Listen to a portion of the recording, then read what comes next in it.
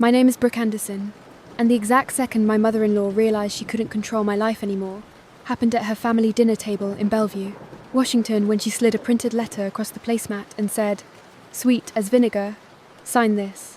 You will quit your job. A real wife is home." I didn't raise my voice. I didn't cry. I just reached into my purse, hit play on an audio file, and let her hear her own voice in clear English, this time telling my boss, "Brooke is unstable. She's neglecting work. You should replace her." The chopsticks in her hand stopped moving. My husband's face went white, and when she opened her mouth to rewrite reality like she always did, I leaned forward and said, very calmly, "You get one choice. Respect our marriage or lose access to it." That was the night I stopped being the nice American girl she could fold into her rules. And it was the night I learned something about boundaries. They don't become real until you're willing to enforce them.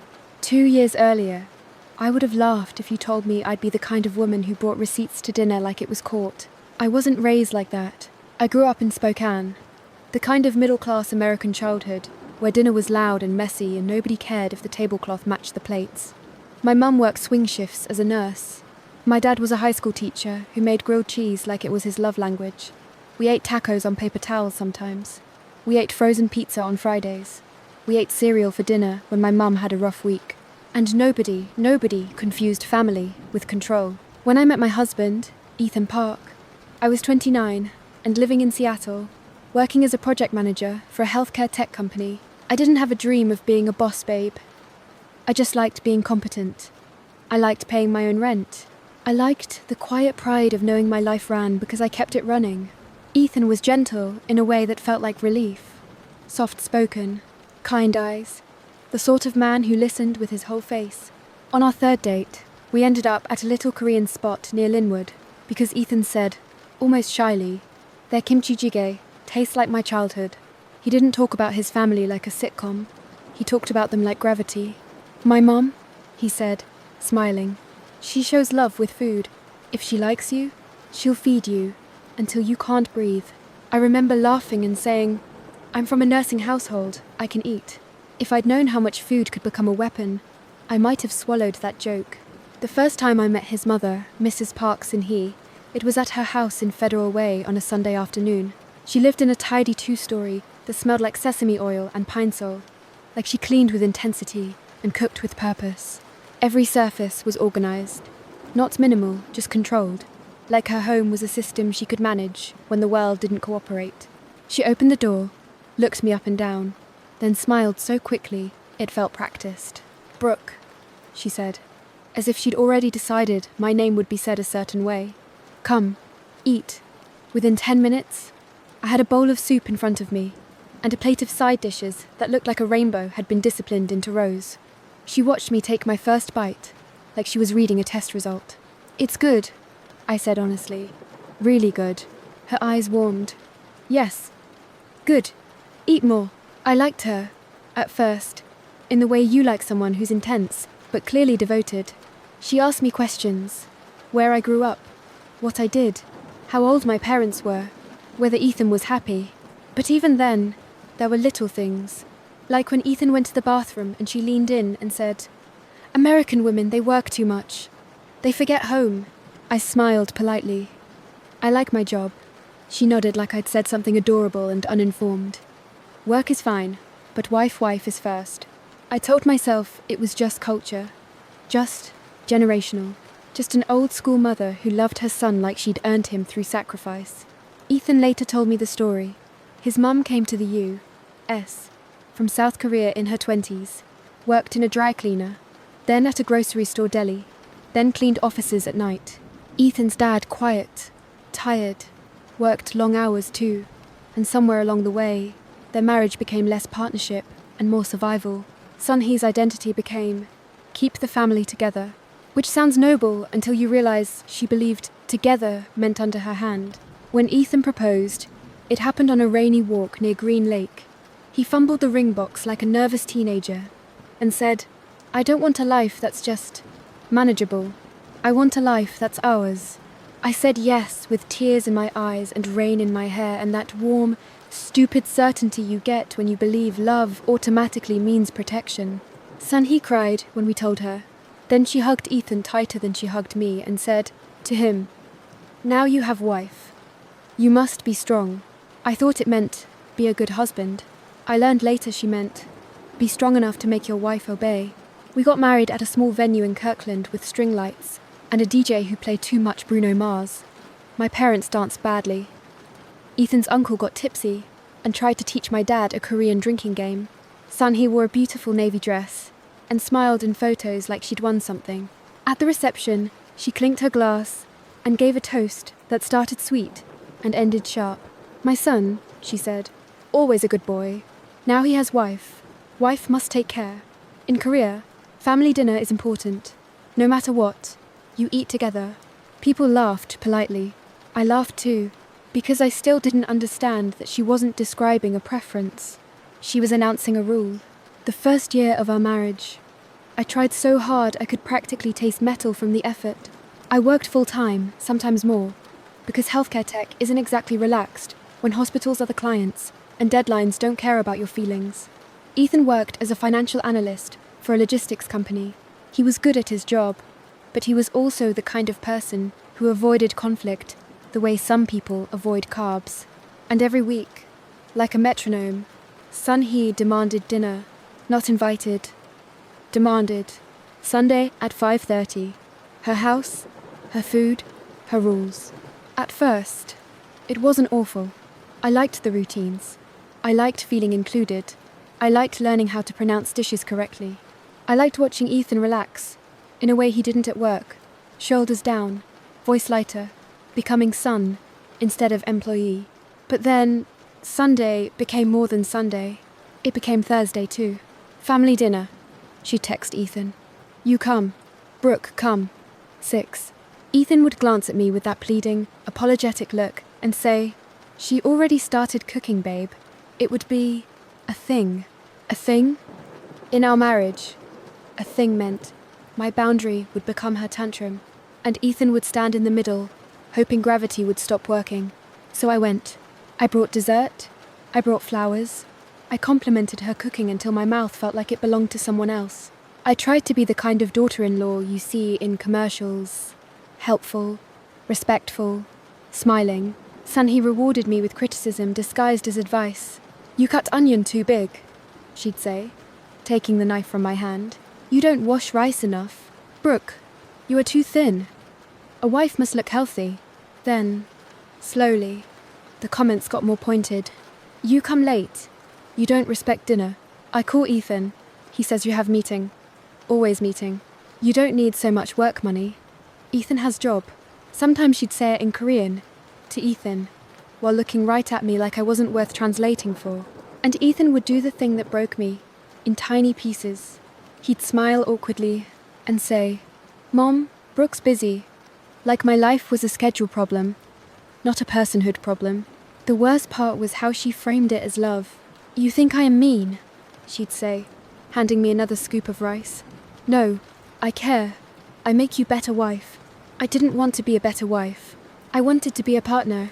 When Ethan and I moved into a townhouse in Bellevue, Sunhee took it as an invitation to expand her territory. At first, it was innocent seeming. She'd show up with soup, or bags of groceries, or new dish towels that matched nothing in my kitchen because she assumed my taste didn't matter. Then she started helping. She'd open cabinets and rearrange them while I was on a work call. She'd move my spices because this is better. She'd throw away my Tupperware because cheap plastic. One afternoon, I came downstairs after a meeting and found her standing at my sink, scrubbing it like she was trying to erase me. "Hi," I said carefully. "What are you doing?" She didn't even look guilty. "I clean," she said. "Your house needs too much clutter. Makes mind clutter." I blinked. "I didn't ask you to clean." She finally looked up, eyes sharp. "I am family. I don't need ask." That sentence landed in my chest like a stone. I told Ethan later, trying to keep it calm, "Your mum can't just come in and reorganize our home." Ethan rubbed his face. "She's just trying to help." "She's not helping," I said. "She's claiming." He frowned like I'd used a word that felt unfair. "Can we not make it dramatic?" There it was again. If I objected, I was dramatic. If she invaded, She was caring. I started doing what women like me do when we're trying not to explode. I tried to optimize. I built a schedule: meal prep on Sundays, laundry on Wednesdays, grocery run after work on Fridays, clean the kitchen every night, leave the house presentable so she had less ammunition. I told myself, if I keep everything perfect, she'll stop treating me like a failing student. But perfection doesn't make controlling people relax. It makes them raise the bar, the pressure built in 1,000 small humiliations. Like the time she showed up unannounced at 4:45 p.m, stepped into my kitchen like it belonged to her, and said, "Tonight I teach you." I was wearing sweatpants because I'd been in back-to-back meetings all day and my brain was fried. I had planned to heat leftovers and collapse. "Teach me what?" I asked. "Dinner," she said, already opening my fridge. "You will make japchae. Husband-like. You must learn." I stared at her. "I have work. I'm still working." She waved her hand like work was a mosquito. "Work is always. Family dinner is once." "It's not once," I said, and my voice sharpened before I could soften it. "It's constantly." She paused, turned slowly, and gave me a look that felt like punishment. "You are talking back," she said quietly. That phrase, talking back, hit me weirdly. Like I was a teenager and she was the authority. Like my adulthood was conditional. "I'm not talking back," I said, taking a breath. "I'm telling you what I can and can't do." Sunhee smiled like I'd said something naive. "You can. You choose not to." Then she started cooking in my kitchen, as if I wasn't even there. That night, Ethan came home to the smell of sesame oil and the sound of his mum giving orders in Korean. He kissed her cheek, thanked her, ate the food, and looked at me with gratitude like I should be grateful too. After she left, I said quietly, "Ethan, you need to talk to her." He sighed. "About what?" "She made us dinner." "About her showing up unannounced and taking over," I said. He stared at the sink like it had the answer. "She's lonely, Brooke." I felt my chest tighten.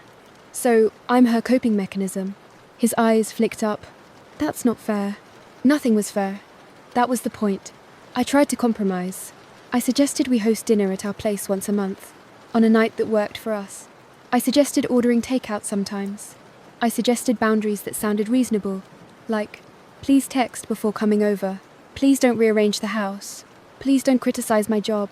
Sunny reacted to every boundary like an insult. One Saturday, we invited her over for a casual dinner, burgers and salad, normal American comfort food. I grilled. Ethan made fries in the air fryer. I set the table with mismatched plates because I am not a museum curator. Sunny arrived, walked in, took one look at the table, and said, "This is not dinner." I blinked. "It's food." She sat down anyway, and the whole meal felt like I was eating under a judge's gaze. Halfway through, she sighed dramatically and said, "When Ethan was little, I always make soup, always rice, always sit together. Now," she looked at my burger like it offended her ancestors. "Now family is like fast food." Ethan laughed nervously. "Mum, it's fine." No, it wasn't. Because the burger wasn't the issue. The issue was that she could not accept a world where she wasn't the center of the family's gravity. And the more I tried to be pleasant, the more she treated my pleasantness as permission. The real escalation, the point where it stopped being annoying and became threatening, happened the week I got a promotion. It wasn't glamorous. It was more responsibility and longer hours. But I was proud. I'd worked for it. I'd survived a chaotic year of product launches and client demands, and the kind of corporate politics that drains you quietly. When my boss called me and said, "We want you leading the new implementation team," I felt something bloom in my chest. Pride. Relief. That simple American thing where you think, "I'm building something." I told Ethan that night, and he hugged me and said, "I'm proud of you." Then I told Sunhee at Sunday dinner, trying to include her, trying to let her see me as more than a kitchen assistant. She paused mid-chew. "Promotion?" she repeated.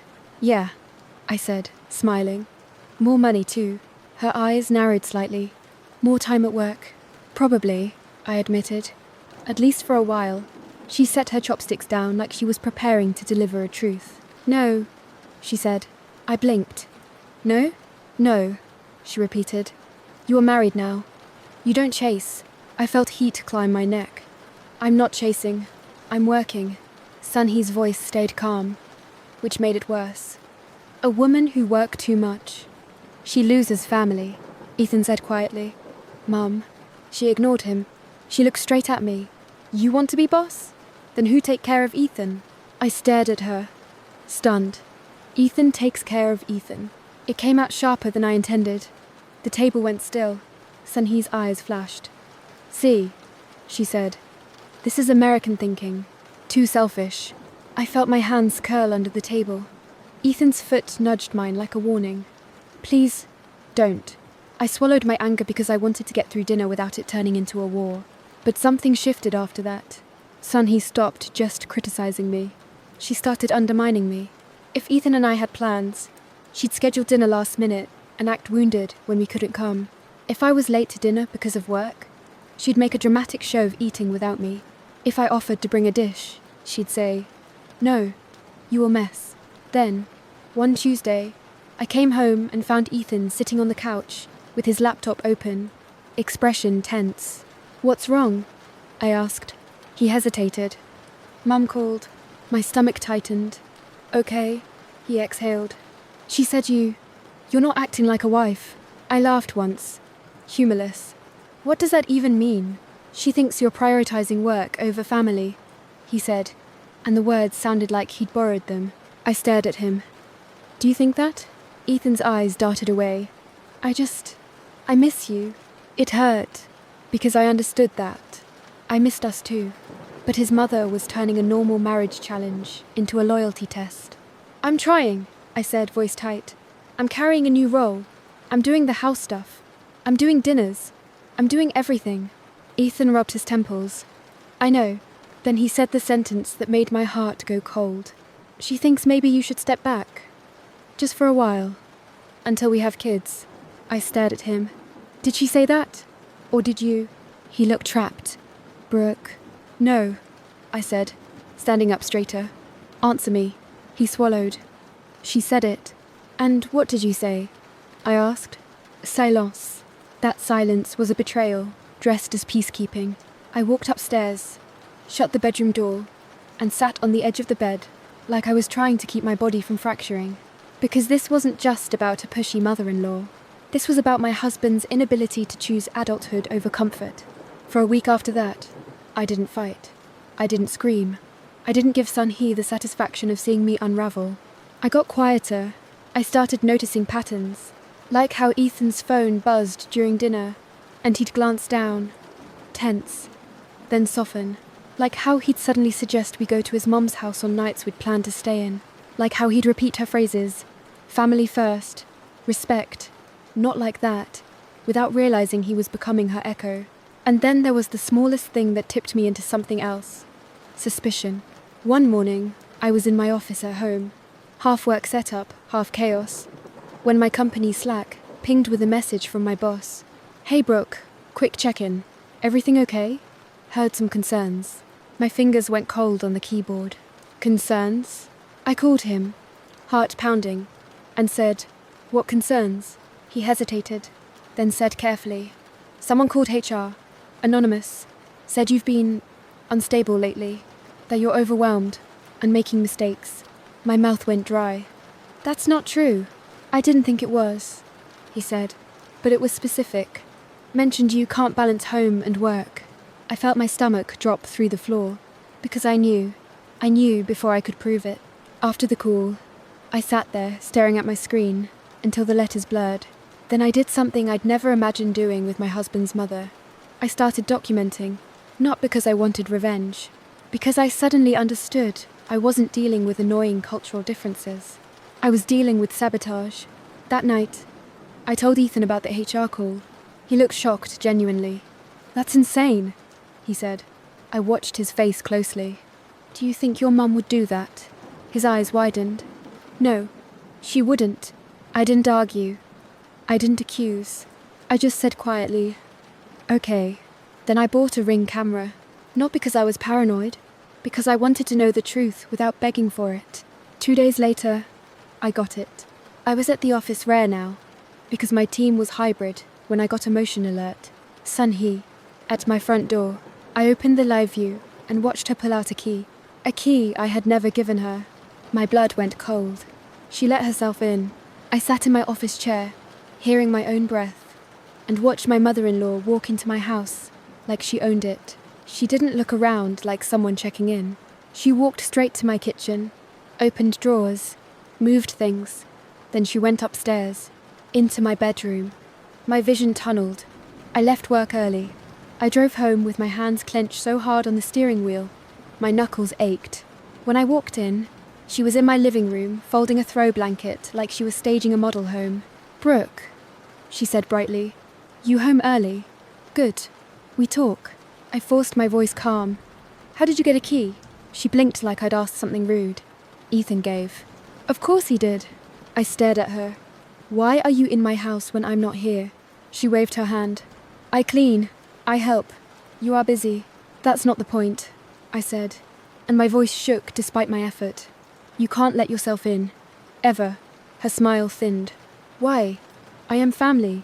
I felt that old heat rise anger and something sharper. Clarity. "Family doesn't mean you get to trespass," I said. Her eyes hardened.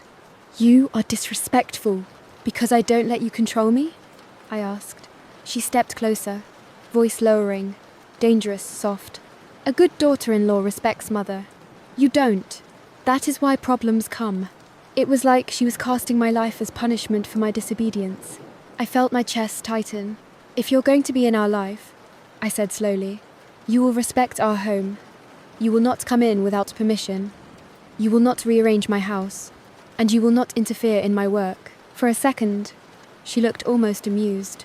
Then she said, "You think you can make rules for me?" "Yes," I said. "In my home?" "Yes." She stared at me, and I realized she had never been told no by someone who meant it. Ethan came home an hour later, and I didn't ease into it. I didn't soften. I didn't protect him from discomfort. "Why does your mum have a key?" I asked. Ethan froze.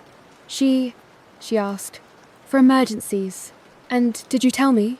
I asked. He opened his mouth, then shut it. "I forgot." I laughed small, bitter. "You forgot to tell me your mother can enter our home whenever she wants." He flinched. "Brooke, it's not like... It is exactly like that," I said. Then Sun-hee appeared behind him like she'd been waiting to prove she outranked me. "She is angry for nothing," she told Ethan in Korean. I didn't understand every word, but I understood the tone. Dismissive. Triumphant. Ethan answered her quietly, then turned to me, pleading. "Can we talk about this calmly?" Something inside me snapped, not loud, not dramatic. Just a clean break. "I have been calm," I said. "I have been polite. I have been accommodating. And your mum is now calling my workplace and entering my home while I'm gone." Ethan's face changed. "Wait, she called your workplace?" Sun-hee's eyes flashed.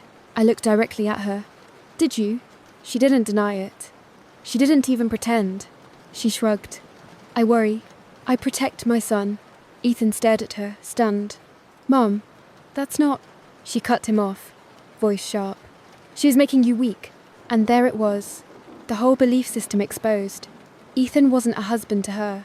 He was a possession she feared losing. I turned to Ethan and said quietly, "We need therapy." Sun-hee scoffed. "Therapy is for crazy people." "No," I said. "Therapy is for people who want to stay married." Ethan looked like someone had finally handed him a map after years of wandering. "Okay," he whispered. Sun-hee's face tightened. "No. She is controlling you." I almost laughed at the irony. "I'm controlling him by asking for boundaries? While you literally broke into my house?" She stepped toward me, voice rising. "I am his mother, and I'm his wife," I said, voice steady now. "That means you don't outrank me in our marriage." Ethan finally spoke, and his voice was shaky, but real. "Mom, you can't do this."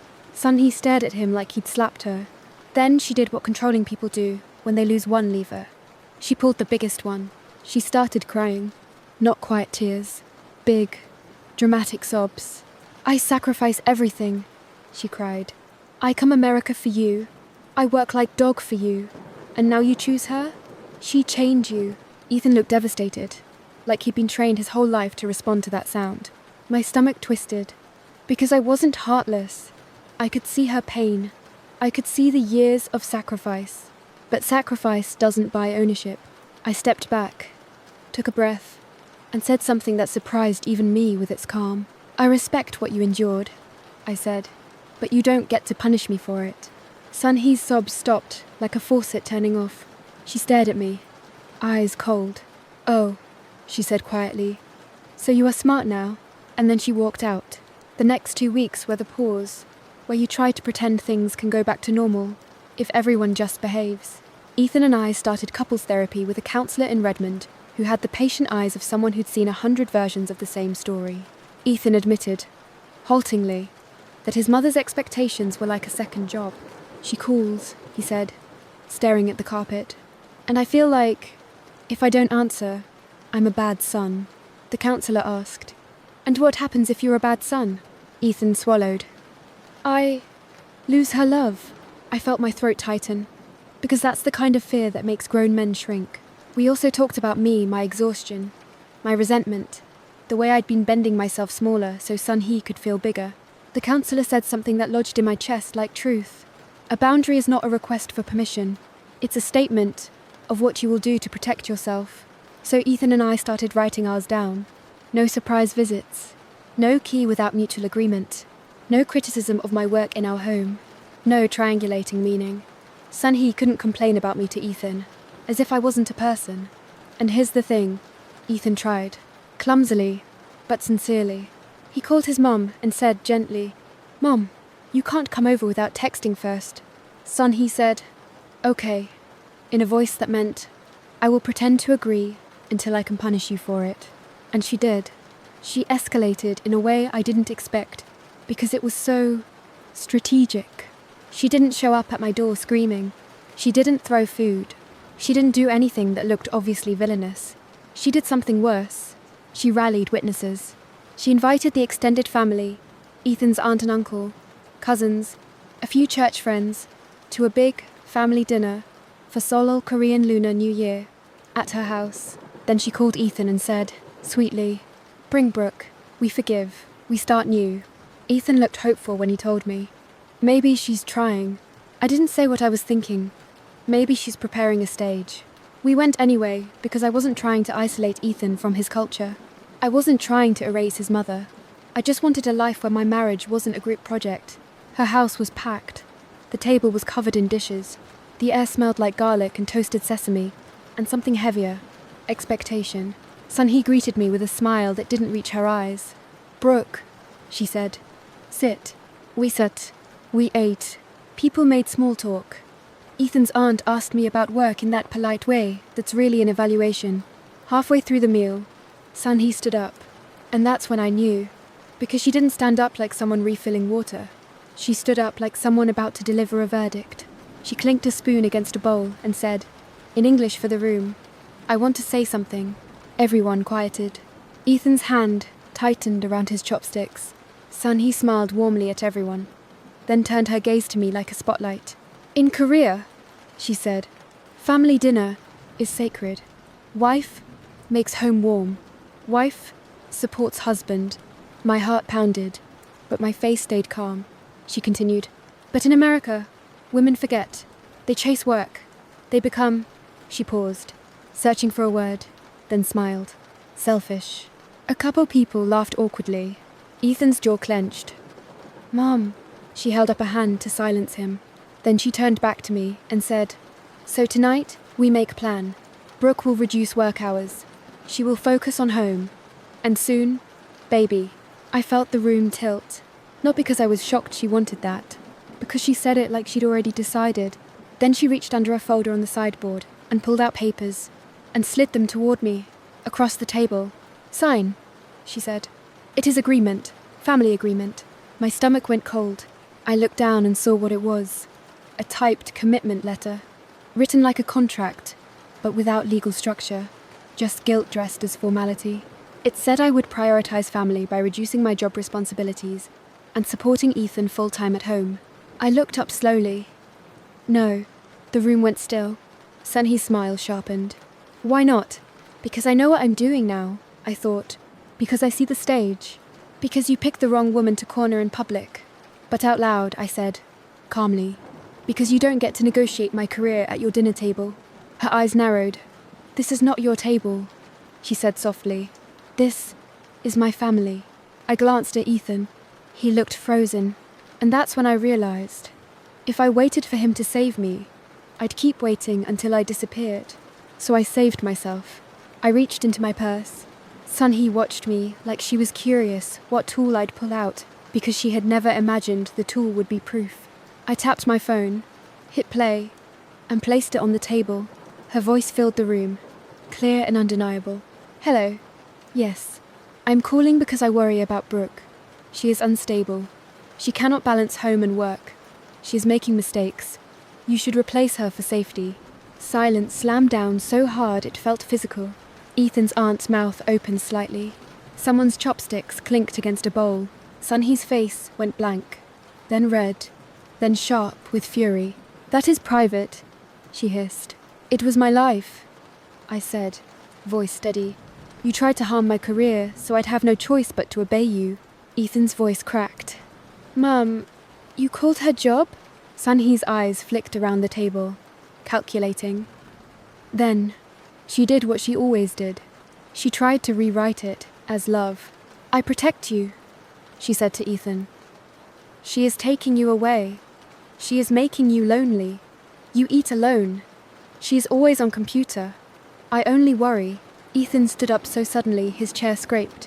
Worry doesn't mean you sabotage her. Sunhee stared at him like she'd never seen him stand tall. Then she pivoted back to me, voice low, venomous. You record me. You embarrass me. You are not a good woman. I felt my hands tremble slightly, but my voice didn't. I didn't record you to embarrass you, I said. I recorded you because you were actively trying to destroy my stability. I turned to the table, everyone watching. Everyone suddenly aware they'd been invited to a performance they didn't consent to. I've tried, I said. I've respected culture. I've shown up. I've cooked. I've cleaned. I've smiled through criticism. And I still get treated like I'm on probation. Sunhee scoffed. Because you are not wife. Ethan slammed his palm on the table, not hard, but enough to make the bowls jump. Stop, he said, voice shaking. Stop talking about her like she's a role you can assign. Sunhee's eyes filled with tears again. But this time, they looked like rage. You choose her, she whispered. Like it was a curse. Ethan swallowed hard. I choose my marriage. And for a second, I saw the boy in him mourning, but I also saw the man finally arriving. Sunhee turned to the room, looking for allies, for sympathy, for someone to restore her power. But the room had heard her voice. The room had heard the intent. The room had felt the chill of it. Ethan's aunt cleared her throat and said, softly, Sunhee, that's too far. Sunhee's face twisted. You don't understand. I leaned forward, and this was the line I'd rehearsed in my head 100 times, without knowing I was preparing for this exact moment. Here's the boundary, I said. And it's not a debate. I took the agreement paper she tried to make me sign, and slid it back to her slowly, politely, like returning a weapon. You will not discuss my job again, I said. You will not tell Ethan what kind of wife I should be. You will not enter our home without permission. You will not contact my workplace again. Ever. Sunhee's lips parted. I continued, voice calm, lethal in its clarity. If you do, we go no contact. And yes, that means you lose access to Ethan's life. Because I'm not raising a marriage inside your cage.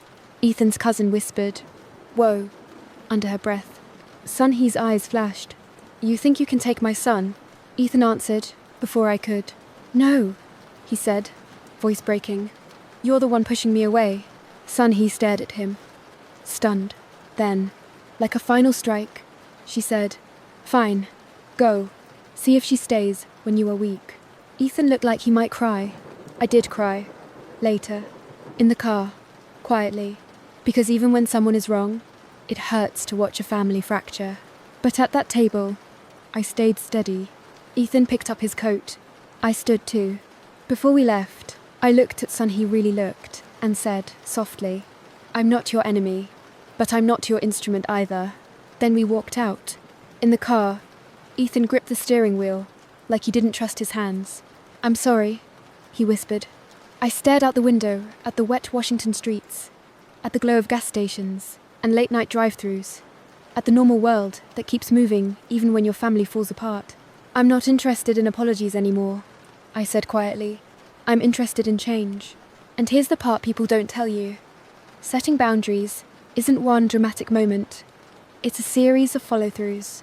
Sun-hee didn't magically transform because her performance failed. She retaliated. She sent texts to Ethan, long paragraphs about sacrifice and betrayal. She called his aunt to cry. She told church friends I was controlling. She even showed up at our townhouse one Saturday morning because of course she did, pounding on the door and shouting Ethan's name. But this time, we didn't negotiate. We didn't open the door. Ethan texted, Mom, leave. We'll talk when you can be respectful. She screamed through the door. She made you do this. Ethan's voice shook when he answered through the wood. No, Mum. You did. After she left, I sat on the couch, shaking, and Ethan sat beside me, silent for a long time. Then he said, quietly, I want to be different.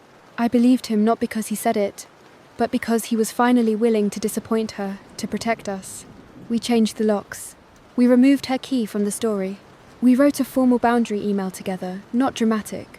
Just clear, stating expectations and consequences. We told his extended family, calmly, what happened. Not in a smear campaign way, in a truth way. And I did something that felt both petty and necessary. I emailed HR at my company and told them, if any outside calls come in about me, please route them to me directly. This is a family harassment issue. I have documentation. My boss replied, understood, and I'm sorry you're dealing with that. The relief I felt was physical. 3 months passed with limited contact. Then Sun-hee requested a meeting. Neutral location, a coffee shop in Factoria. Ethan and I went together.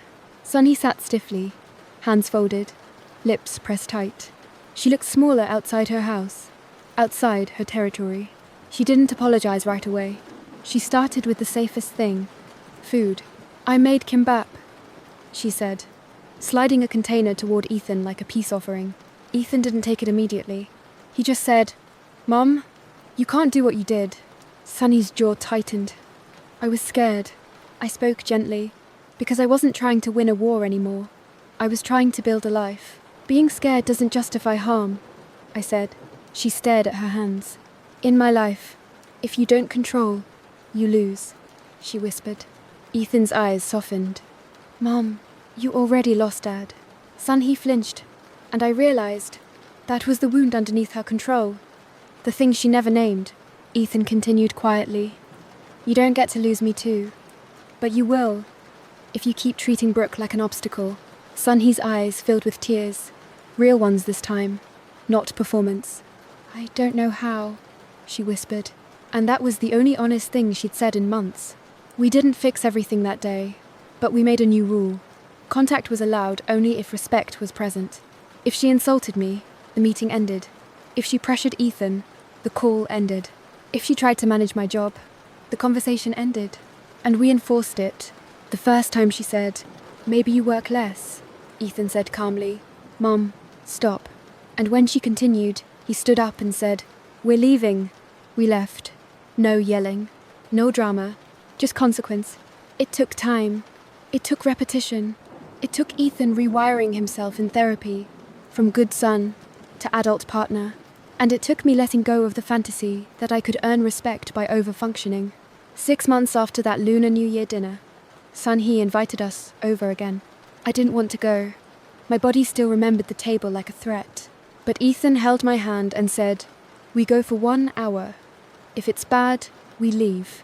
We went. The table was set. The food was beautiful. Sun-hee greeted me at the door, and this is how I knew something had changed. She didn't comment on my clothes. She didn't comment on my weight. She didn't comment on my schedule. She just said, quietly, Brooke, come in. During dinner, she asked, carefully, work is okay? It wasn't warm, but it wasn't sharp. It's good, I said. She nodded. Good. Then she surprised me, she said, without looking up. I should not call. Ethan froze. I froze too. Sun-hee's voice was tight, like the words hurt to say. I was wrong. I thought, if you lose job, you stay home. I thought, I save my son. Her eyes flicked up, briefly, and I saw shame. They're small, but real. I should not do that, she said again.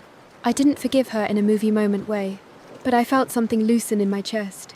Thank you for saying that, I replied.